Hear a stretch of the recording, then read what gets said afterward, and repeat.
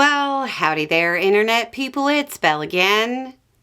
So today, we're going to talk about Trump losing Iowa. The Iowa Senate special election occurred, and the results are likely to have far-reaching impacts across the country.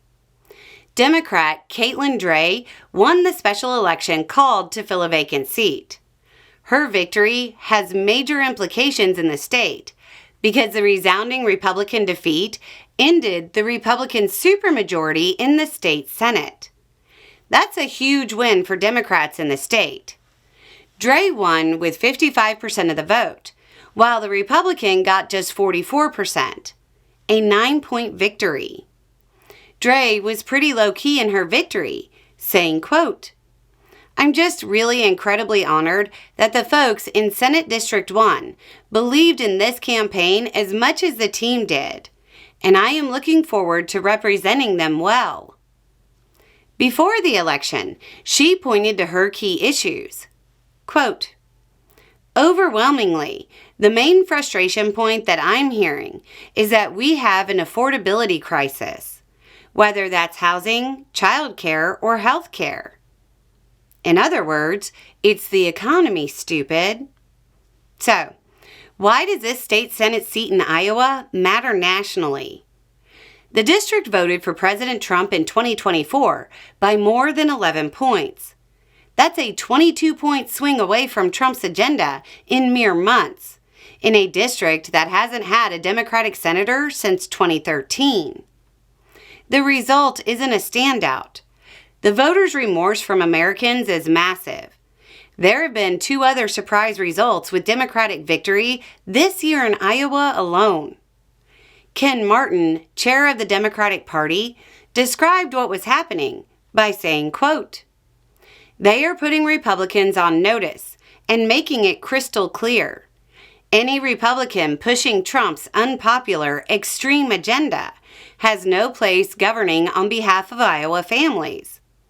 That's why all year long, Iowans have been electing Democrats ready to fight for working Iowans. Make no mistake, when Democrats organize everywhere, we win everywhere, and today is no exception." What are the likely downstream effects from this? Smart Republicans at the state level and even in Congress are likely to start distancing themselves from Trump's agenda, which is failing to impress voters. That also means the Republican Party is likely to push even harder on their gerrymandering efforts in an attempt to maintain power over the will of the voters. Meanwhile, the Democratic Party is likely to become more energized about campaigns they would traditionally write off as unwinnable. You'll also likely see the Democratic Party refocus on kitchen table issues. As an aside, a recent comment from one of y'all gave me a lot of pause. That term very well may be obsolete. For the longest time, kitchen table issues simply meant issues that were the pebbles in the shoes of the majority of people.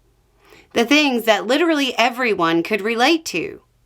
The problem is that as society has changed, many people can't even relate to the term used to describe them.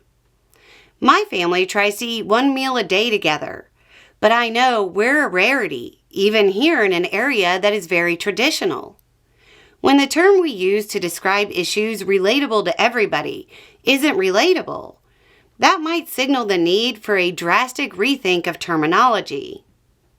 Back to the issue at hand. The win in Iowa is going to send shockwaves and cause repositioning in both parties.